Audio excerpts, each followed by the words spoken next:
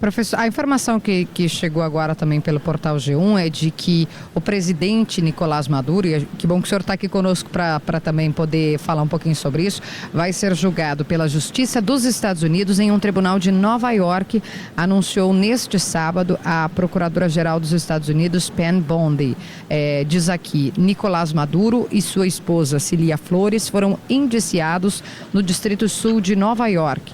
Nicolás Maduro foi acusado de conspiração para narcoterrorismo, conspiração para importação de cocaína, posse de metralhadoras e dispositivos explosivos e conspiração para posse de metralhadoras e dispositivos explosivos contra os Estados Unidos. Em breve, eles enfrentarão toda a severidade da justiça americana em solo americano, em tribunais americanos. Em nome do Departamento de Justiça dos Estados Unidos, gostaria de agradecer ao presidente Trump por ter a coragem de exigir responsabilização em nome do povo americano e um enorme agradecimento às nossas bravas Forças Armadas que conduziram a incrível e bem-sucedida missão de captura desses dois supostos narcotraficantes internacionais. A gente está lendo aqui essa manifestação da Procuradora-Geral dos Estados Unidos, Pam Bondi.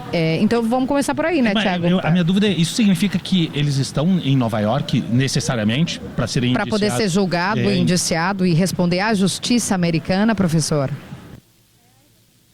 Pois é, em relação a isso ainda paira uma nuvem de incertezas. Até o ministro da Defesa da Venezuela já solicitou imagens que possam provar pelo menos que o Nicolás Maduro e a sua esposa estão vivos, né?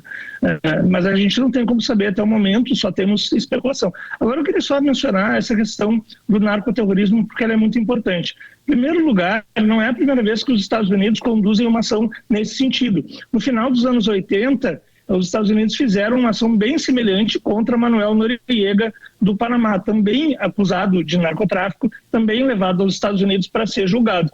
Agora, quando a gente observa os fatos na sua plenitude, a gente vê que a questão de fundo não é essa. Porque recentemente o Donald Trump chegou a perdoar o Juan Orlando Hernández, que é ex-presidente de Honduras e que foi condenado por traficar cocaína. E o Donald Trump perdoou o Juan Orlando Hernández, porque ele é uma pessoa também afiliada politicamente a ele, um homem de extrema-direita, e o Donald Trump perdoou alguém que foi condenado com provas por ter porte de cocaína, uma quantidade enorme que indicaria também tráfico. Além disso, o próprio DEA, que é como se fosse o FBI para as drogas nos Estados Unidos, considera que a Venezuela não é um país muito relevante para o tráfico de cocaína nos Estados Unidos. Eles estipulam que a participação da Venezuela seria no máximo algo como 10%, e outros países na região, como a Colômbia e o Equador, têm uma importância muito maior, mas a realidade é que esses discursos eles são utilizados por uma razão bem simples. No ano de 2001, depois do atentado às Torres Gêmeas, foi aprovado um projeto chamado Patriot Act. E esse projeto ele é muito importante porque ele concedeu ao presidente dos Estados Unidos o direito de iniciar uma intervenção militar contra outro país se houvesse um caso de terrorismo. Então, naquela época, o Bush ele não precisou mais declarar guerra a nenhum país se houvesse uma acusação de terrorismo. E o que o Donald Trump está tentando fazer agora é criar essa figura do narcoterrorista, porque aí ele pode conduzir essas ações de modo legal sem necessariamente contar com o apoio do Congresso, porque ele sabe que ele não teria. Até porque as pesquisas de opinião mostram que a maioria da população dos Estados Unidos está contra uma guerra na Venezuela. Então, diante disso tudo, é que se criou essa desculpa perfeita do narcoterrorismo para se defender uma intervenção contra a Venezuela. Professor, estou olhando aqui o relógio para ver se a gente está se aproximando do horário. Sim, né? Estamos nos aproximando do horário do intervalo. Professor, queremos agradecer imensamente a sua participação. Acho que a gente consegue, né, com o conhecimento do senhor, dos demais colegas, interpretar e além de questões tão relevantes, né, o que envolve o Brasil, o que está por trás disso tudo, né, a questão econômica, o petróleo, entender contradições, né, os Estados Unidos têm alguma condescendência com outros regimes ditatoriais que têm algum tipo de vantagem econômica, alguma questão econômica. Então, acho que é muito importante esse trabalho que vocês fazem. Eu agradeço imensamente, professor Ricardo Leães, pela sua presença e pela sua aula aqui conosco nesta manhã. Obrigada e um bom dia de trabalho ou de descanso, professor? Já não sei mais. Hoje... De trabalho. Hoje é de trabalho. Obrigada, Eu que agradeço professor. o convite, gente. Foi um prazer. Obrigado. Obrigada, professor. Ricardo Leães, né, professor de Relações Internacionais da SPM Sul, explicando um pouco mais sobre esse conflito, essa ação feita pelos Estados Unidos lá na Venezuela. Kelly, tem uma atualização aqui que é a manifestação da União Europeia, que pediu a redução da tensão militar lá na Venezuela, apoiando uma solução pacífica e democrática no país. Foi a manifestação do presidente do Conselho Europeu, Antônio Costa, sobre essa ação ocorrida nas primeiras horas da manhã de sábado aqui no Brasil.